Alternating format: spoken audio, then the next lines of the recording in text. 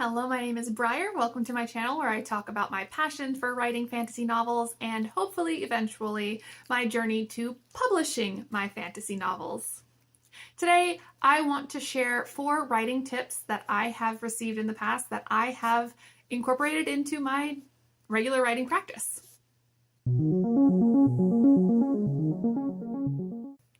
Earlier this month, I shared a video about the 4 writing tips that I absolutely never listen to because they don't work for me and my brain. So I decided I wanted to put a positive spin on that and instead look at 4 things that I definitely have taken to heart. The first piece of writing advice that I have, it's not really a writing tip, but a piece of advice that I got when I was in my first year of university was actually from my history professor, and he called me into his office for regular office hours to talk about, make sure that I was doing well in the class and so on and so forth. And he asked me what my plans were for after university. And I mentioned that I really love writing and I wanted to take this history class in order to inform my ability to write more about American history. And he just looked at me point blank and said, well, why don't you go for an MFA in creative writing?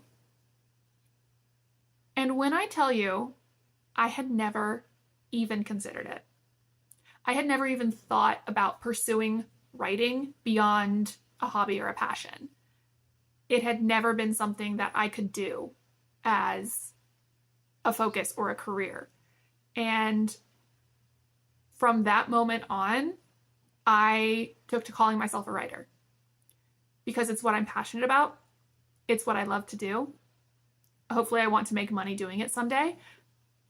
And even though that day has yet to come, it's still something that lives in my head of, if this is something you love, do it. Take the Nike slogan, just do it. So that's my advice to you. If you are watching this video because you want to write, you love to write, but you've never considered being a writer, that's my advice is not to get an MFA. I still haven't done that, but pursue it. Look into writing. Call yourself a writer and just do it, because if it's what you love, then it's what you love. The second piece of writing advice is something that I've gotten much more recently, and that was from the book that I read in January, Never Say You Can't Survive by Charlie Jane Anders.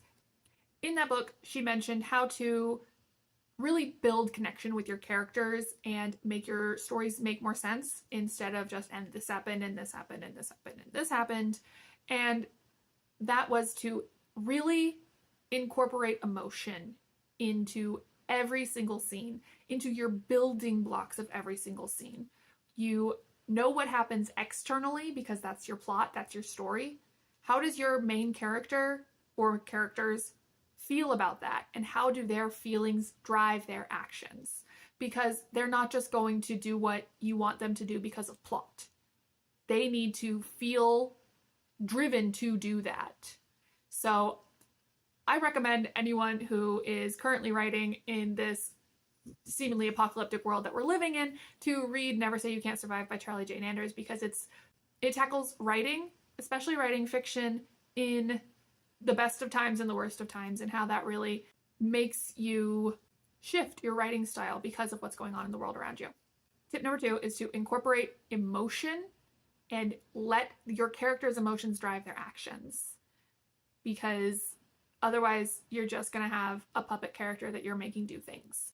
The third writing tip that I have is from my writing group, my very first in-person writing group that I became a part of in South Korea, the Seoul Science Fiction and Fantasy Writing Group.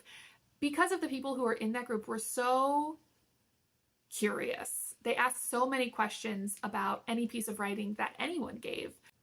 They always had different preconceived ideas about how something would work than I did.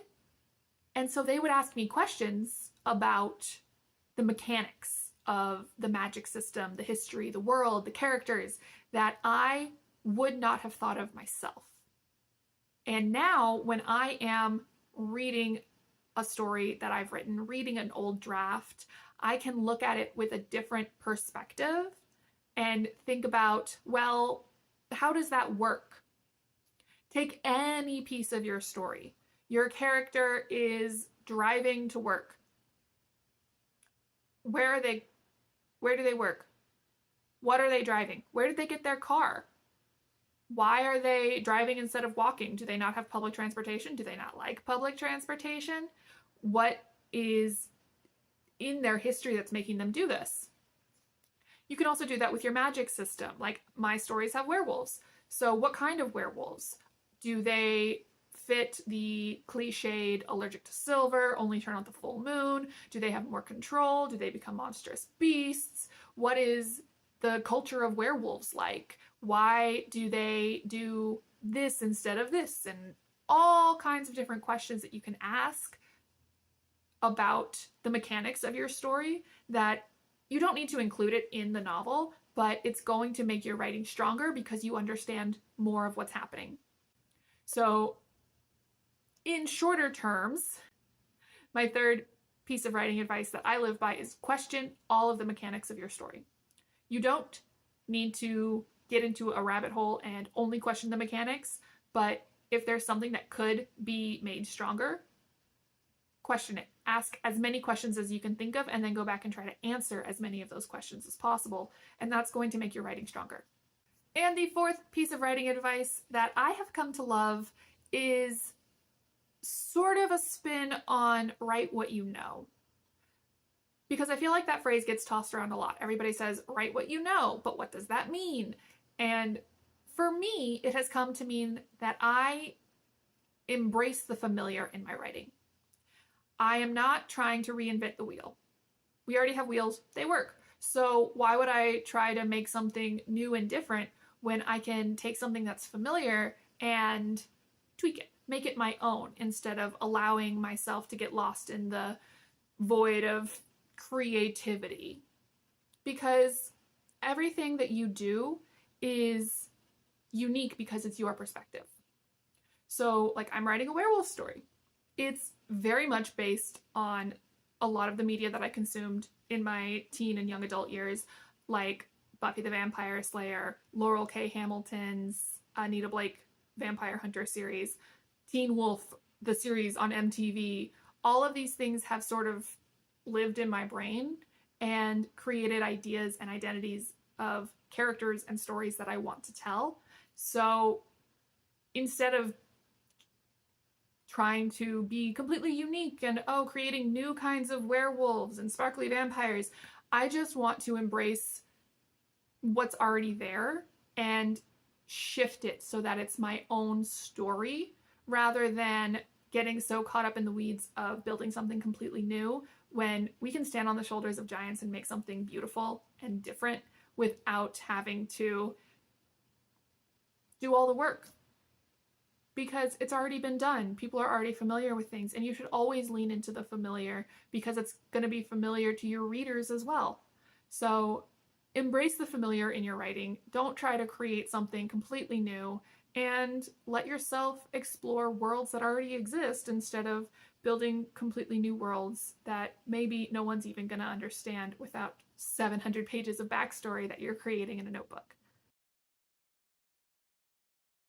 So that's it. Those are the 4 tips that I personally really have incorporated into my writing life. Remember to always take any advice or tips that you hear with a grain of salt, and make sure that you are taking the advice that works for your brain. These are the things that work for me. They might not work for you, but I think it's really important to listen even if we're not incorporating what other people say.